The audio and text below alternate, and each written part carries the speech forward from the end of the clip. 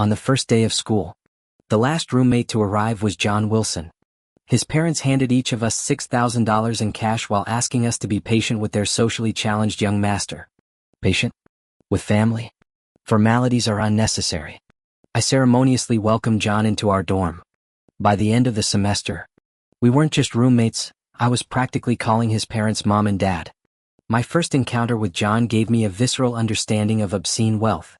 It was August during freshman orientation at B University. I'd been the first to arrive at the dorm. While joking around with other early arrivals and speculating about our final roommate, the door swung open to reveal John's grand entrance. Flanking him stood a suit-clad assistant and his parents dressed like they'd stepped off a luxury brand runway. The last time I'd witnessed this level of drama was watching cheesy CEO romance dramas with my mom. The world really is one giant cliché novel. You must be John's roommates? Mrs. Wilson's cultured voice snapped me back. My eyes darted to the center of their entourage. John stood nearly as tall as Jack, a good half head above my 5'10" frame. His plain black tee showed no logos, paired with perfectly tailored chinos and minimalist sneakers. No accessories, just raw genetic lottery-winning looks. His stony silence and resting CO face screamed privileged heir who's never needed social skills. My stomach dropped, nightmare roommate scenarios flashed through my mind. The elegant matriarch scanned our half-unpacked dorm before nodding at the assistant. 3 plain white gift bags materialized. We awkwardly refused. But Mrs. Wilson insisted with practiced charm. Please? It's nothing extravagant. Just a small token.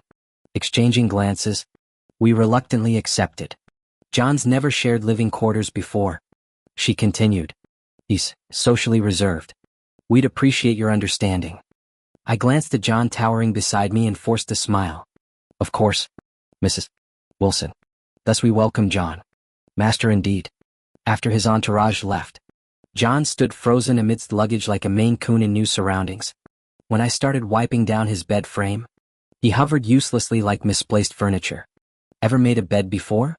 No. Sighing, I climbed up to handle his linens. My phone buzzed mid-task, odd. Since we hadn't added John to the group chat yet. Our 3-person dorm group exploded. Jack, y'all check the gifts? Jack, Apple Watch plus 6K cash. I nearly dropped my phone. Be patient. John was now my sworn brother. Jack, we just adopted a human ATM. I glanced down. John still wore his usual expressionless look, standing casually in the middle of the dorm room with hands in pockets, radiating his signature aloofness. Jack, what do we do? This is way too much. Should we return it? Me, he won't take it back. Let's keep it for now. We've got 4 years together, we'll find chances to repay him. Maybe get him an expensive birthday gift using this money later. After replying, I resumed making John's bed with entirely different feelings. Earlier, it was just helping a classmate. Now, I approached this straw mat with the reverence of offering sacrifices to the god of wealth during Lunar New Year. Was this an ordinary dorm mattress? No, it glowed like the golden pedestal of prosperity itself. Did you bring toiletries? John shook his head before finally muttering. No. Typical John, always ready to buy whatever he needed. Conveniently, the campus store downstairs carried everything. I grabbed 2 sets of everything, blue and green matching cups, twin toothbrushes, identical basins. John followed obediently with a shopping basket, accepting each item without complaint, no diva antics, just quiet compliance. Anything else you need? John, all right. We'll come back if we forget something. By afternoon, I felt qualified to work at a daycare. At checkout, John stood first in line. After scanning his items, he lingered at the payment terminal. Cashier? Total is $212.50. Together. Though he sounded like a CEO. Absolutely not. Our parents already gave us nearly $10,000. Letting him pay more might bankrupt me through sheer indebtedness. Mike lunged to stop him. No need. I stepped forward. I'll cover it. John's payment screen flashed briefly. His WeChat balance displayed a figure with so many digits it could outlive my lifespan. Excitement buzzed through campus on orientation day. Mike waved his phone. Alex, you and John are trending. Me? The school forums flooded with your photos and, who are they? Posts. I created an account to check. Upperclassmen hadn't returned yet, leaving freshmen obsessed with military training dominating the threads. Among countless posts about sunscreen tips and cute classmates, our faces kept appearing. OP, ID these guys photo OP, black t-shirt hottie, info? Taken? Yes. I'll take his friend. Number 3, since when do freshmen look like models? Hurry up. Semester. Number 5, seniors back off, dibs for sophomores. Number 8, both. Give me both. The thread started normally before devolving into chaos. 186th floor. Just ran into these 2 hot guys from the same dorm buying toiletries at the supermarket. Major T alert. 187th floor, grabbing popcorn. Go. 188th floor. They got matching items in different colors. 189th floor. I'm shipping them hard. I chuckled. Seriously? People are already shipping them over this? The bathroom door clicked open as John emerged with a laundry basket of dirty clothes. The young heir was clearly God's favorite, sharp brows, piercing eyes, and that perfect contrast between his stern upper face and naturally smiling lips. Every feature balanced flawlessly. John. He pursed his lips and walked over. After a day together, I'd noticed this whenever flustered. The composed heir would unconsciously press his lips together. Adorable. Right now. He stood tall with military posture. Those M-shaped lips briefly touching before parting. Call me. I'll teach you laundry basics. Our dorm leader frowned. But we have a laundry room. Dirty. My lesson quickly turned into me taking over. Snatching the soapy uniform from John's hands, I nudged the towering guy aside. Let me handle this. Watch and learn. John murmured. Thanks. Lips quirking sheepishly. No problem. Not like I'd refuse 6,000 cash incentives. On campus, attention naturally gravitated toward lookers, social butterflies, and overachievers. Though John marched like he was enlisting tomorrow, gaze fixed ahead, posture ramrod straight, it didn't stop the whispers. Whoa, that squad's walking art show. Our classmates? Definitely ours. Our class. I half listened to the chatter while monitoring the air. Cheap military uniforms from bulk factories transformed on John's frame, the rugged fabric somehow accentuating his long legs and broad shoulders. While others stripped to t-shirts in the heat, he remained fully buttoned up, every inch the dashing soldier. Suddenly understood my mom's cat-collecting obsession. Watching John turn heads gave me weird parental pride. The late summer sun reddened his face within minutes. Beads of sweat slid down his jawline, skin flushing from neck to knuckles. Over here. I jerked my chin, and he patted over like an obedient pedigree cat, another jarringly cute contrast. Pulling out mom's sunscreen, I ordered, lower your head. He complied instantly. Nearby girls squealed. Good puppy. His face invaded my space, aquiline nose, rose petal lips, bedroom eyes locking onto mine. Damn. Slapping sunscreen on his cheeks. I shoved him back. Rub it in yourself. Thirsty? He licked parched lips. Yes. I handed over my 2-liter water jug. He drank deeply as girls whispered. Indirect kiss. Seriously? Military training was pretty exhausting for someone like me who didn't get much exercise in high school. Every night when I returned to the dorm, I'd collapse onto my chair like an overturned turtle. Jack. What happened to your foot? The cheap nylon boots we wore had stiff fabric. Maybe they didn't fit right. The back of John's heel was completely raw. White sock fibers stuck to torn skin with bloodstains. John kept his expression neutral. It's nothing. Mike frowned at the angry red abrasion. That's a 3-centimeter gash. You need disinfectant or it'll get infected by tomorrow. The wound looked deep enough to reveal pinkish flesh beneath. I glanced at my locked drawer inside. My 6,000 yuan savings practically screamed from inside. I'll go to the infirmary, I finally said, dragging myself up. Wait. Check the class group chat first. Mike called after me. Someone might have iodine. The late August heat hit like a sauna. By the time I returned with medical supplies, sweat stung my eyes. John sat waiting in basketball shorts, his muscular legs stretched out. Without ceremony, I knelt and pulled his calf onto my lap. His feet matched his height, large but well proportioned, veins tracing strong arches. I dabbed iodine carefully, blowing on the raw skin.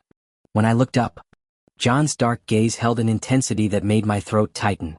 Later, climbing my bunk ladder after showering, sore muscles protested. Halfway up, I paused to catch breath. That same heavy stare followed my struggle from the shadows below. Lying in bed, I scrolled the campus forum. A trending post caught my eye. L, freshman here.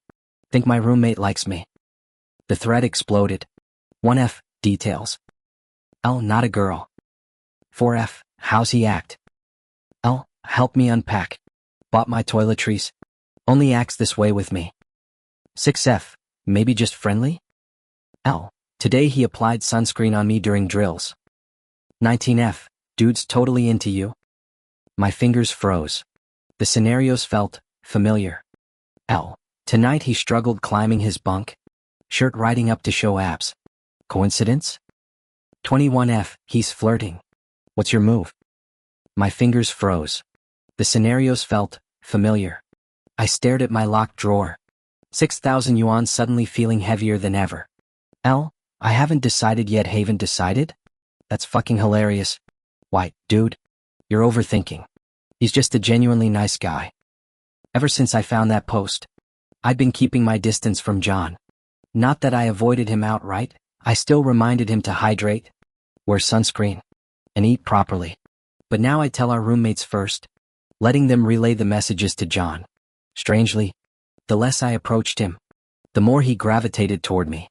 Sometimes it felt like he'd imprinted on me like a duckling, even though our other roommates offered help too. That afternoon, the department summoned all class monitors and student representatives to a meeting in lecture hall A101 during lunch break. By the time I arrived, most student leaders from other classes were already there. The tiered classroom buzzed with chatter as cadets in camouflage uniforms lounged around, joking with senior mentors. Alex, Monitor Taylor. Emily waved from the middle row, her twin ponytails bouncing. Alex, saved you a seat. John.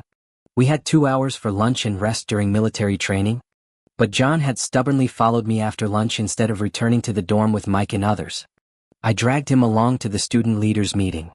Senior mentors from other departments did double takes when we entered. A girl from the chemistry cohort blurted, "Who's the hottie? Never seen him around before." I pulled John down next to me. My roommate couldn't sleep, so he tagged along. Don't mind him, let's focus. The meeting centered on planning the final night's talent show after training. A senior mentor tapped her clipboard.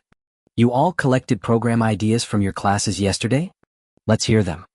The usual suspects emerged, singing, dancing, skits. Our class settled on 2 acts, Emily leading a girl group dance, and me organizing a band with guys who played instruments. Mid-discussion, I remembered the milk carton in my bag. Out of habit, I almost handed it to John before catching myself. Thirsty? I offered it to Emily instead, playing the gentleman. She blushed pinker than dawn as she accepted it. Thanks. Don't mention it. John's stormy gaze burned into my peripheral vision. Lately he'd been staring at me with this intense, brooding look, like some tragic romance novel hero dissecting my every move for signs of affection. Ridiculous. The rain hit during our walk back. Sudden and vicious. Everyone scrambled to call roommates for umbrella rescue. Emily bit her lip. Phone pressed to her ear. No answer. I pulled out the compact umbrella I'd bought weeks ago, originally intended for Sunshy John before that damn campus forum post made me self-conscious. Take mine. But what about you two? Guys can handle a little rain. I waved her off, ignoring John's thundercloud expression. Her blush deepened. Really, thank you. The downpour earned us an early dismissal.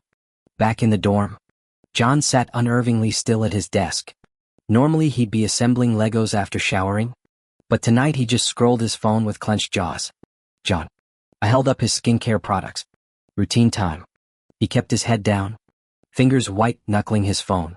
Fine. If the mountain won't come to Muhammad. I kicked his knees apart and stepped between his legs, gripping his chin to tilt his face up. His phone clattered to the desk. Screen locking instantly. What's got you sulking? I unscrewed the moisturizer, smirking. Too cool for skincare now? The raindrops still clinging to his hair glinted like diamonds under dorm lights. For a heartbeat, his eyes flickered to my lips. Then he leaned into my palm with a sigh that felt like surrender. I roughly slathered the toner and moisturizer onto John Wilson's face. Honestly, heaven blessed him with incredible genetics. His sharp, composed features, the high bridge of his nose, Deep-set eyes with that naturally soulful gaze people call puppy eyes were now locked intensely on me. "Stop staring," I snapped, swatting his cheek away. My social media had been untouched for days. When I finally checked, a notification popped up.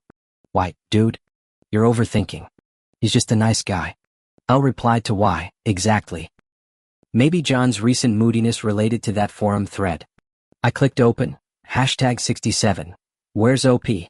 Update? #69. Nice guy meaning? Roommate not into OP? L replied to number 69. Correct. #72. How'd you figure it out? Tried seducing him? L. He prioritized others over me for shared necessities. Wait, the umbrella? Whatever it was. I'd been vindicated. So why was he still upset now that he knew the truth? I scrolled further. #100. Case closed? False alarm. Everyone disperse.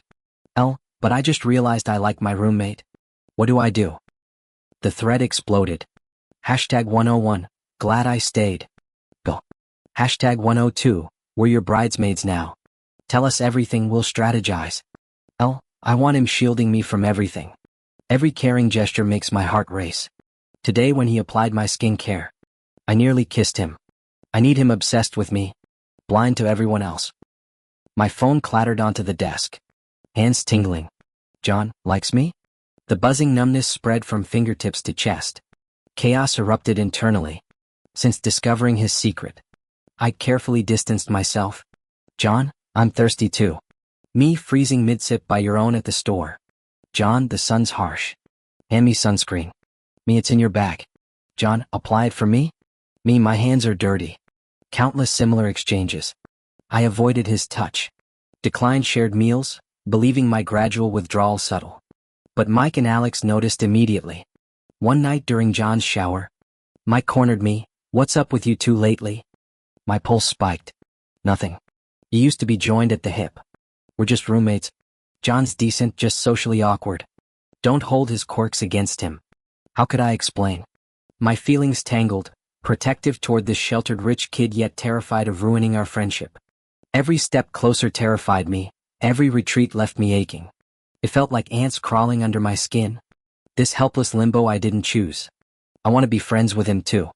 During my days with John, I realized how perfectly aligned our values and personalities were. If he hadn't pulled that stunt, I might have gained an incredibly close lifelong friend. Now that's gone. Whose fault is that? Mine.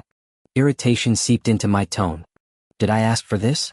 The bathroom door clicked open. Water droplets trailed down John's rigid jawline as he emerged. Head bowed with that same shadowed expression from our first meeting.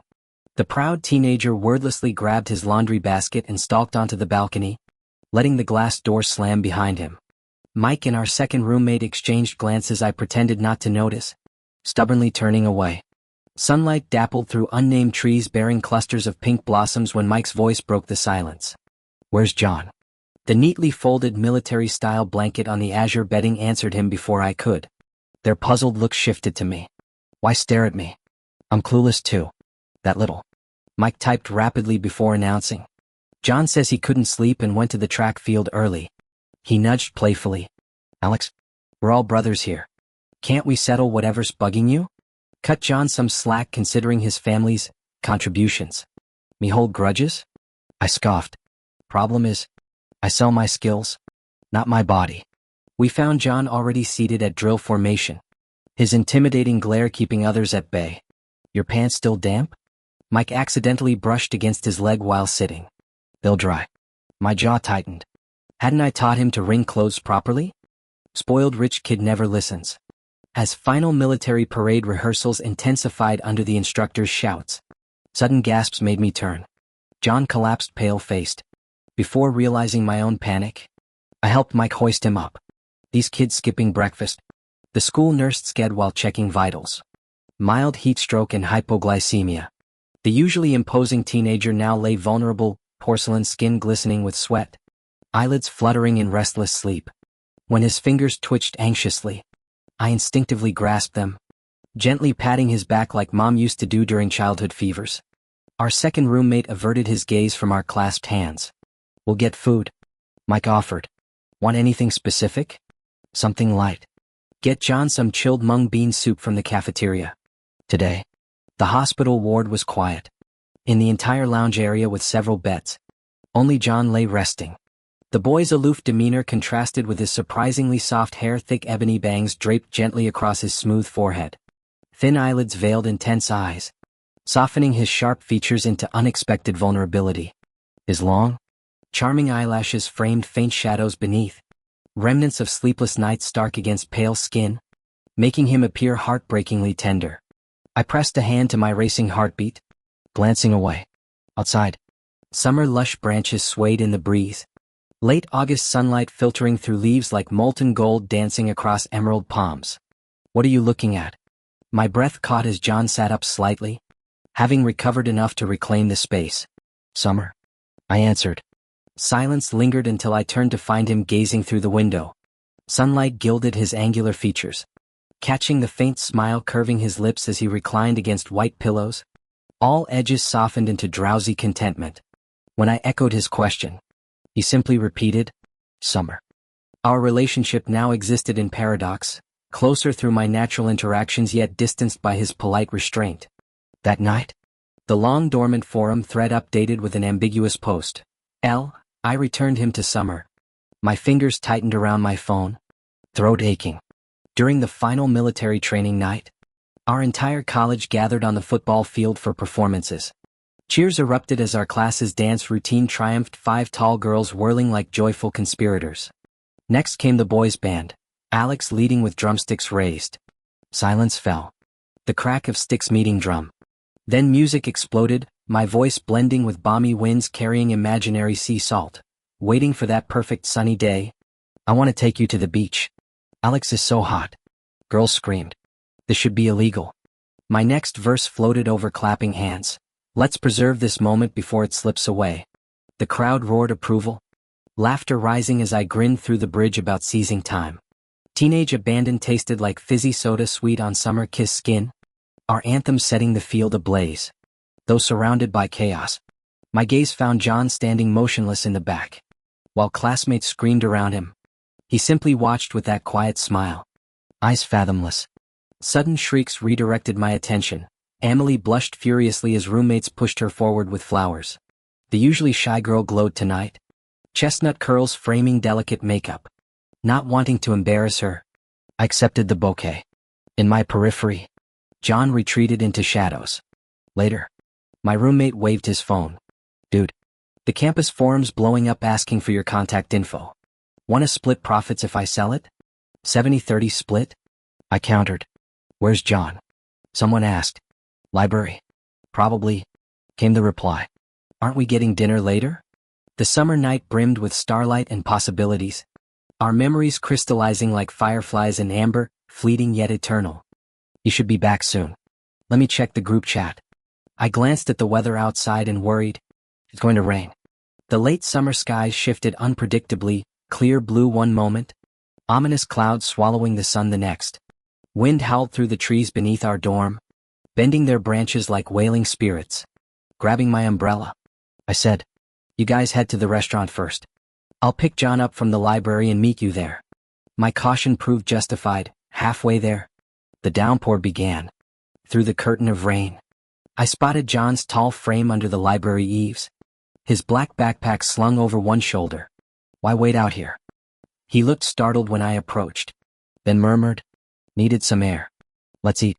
Our class had organized a dinner at a budget-friendly Chinese restaurant in the campus food alley. John ducked under my umbrella, his height forcing me to raise my arm high. The space between us felt heavy with unspoken words, the only sounds being rain drumming on nylon and our shoes splashing through puddles. This newfound silence had grown since his recent illness. Between my responsibilities as acting class president and his library hours, we'd barely spoken. Maybe he sensed the tension and kept his distance. But truthfully, I didn't mind the quiet. Southern rain misted around us, dampening moods along with clothes. A cold droplet slid down my neck as John adjusted the umbrella tilt toward me. How's your health? Better. The conversation died there. Upstairs at the restaurant, 4 round tables filled the cleared-out banquet hall. Only 2 seats remained, next to Emily, who'd clearly dressed to impress in a floral dress that accentuated her waist, her long hair cascading beneath delicate eye makeup. I shot a warning look at Mike, our resident troublemaker, who grinned unrepentantly. Drink? Emily extended her silver bracelet wrist. I'm good. I waved her off. The meal passed in a blur of regional accents and shared laughter. As Alex, the temporary leader, I fielded constant chatter about hometowns and campus antics until dessert plates were cleared. Where's John? I realized the quiet presence beside me had vanished. Emily shrugged. Haven't seen him. Circling the room, I asked Mike's gaming group, anyone seen John? Wasn't he with you? Mike didn't glance up from his phone. Our resident joker added, relax. Mother hen. He's a big boy. Terrible analogy. I took the stairs 2 at a time. Downstairs, the entrance revealed John leaning against the wall, cigarette glow painting his slumped silhouette in chiaroscuro. His usually impeccable posture had dissolved into something raw and restless, dark bangs shadowing his eyes. Done eating? The group by the door greeted me with "Hey Alex." Only John turned away, exhaling smoke that curled like the evening mist now blanketing campus. The sight inexplicably tightened my throat. Wrap it up. Everyone's leaving. My words came sharper than intended. Outside, streetlights haloed puddled sidewalks as our boisterous group disrupted the rain-washed quiet. Bicycles scattered like sleeping metal beasts in the plaza. The storm had passed, leaving heavier atmospheres in its wake. Had too much to drink? John was unusually quiet tonight. Seeing his troubled state, I asked with concern. No. John shook his head. I studied his expression carefully. Tell me if you're feeling unwell.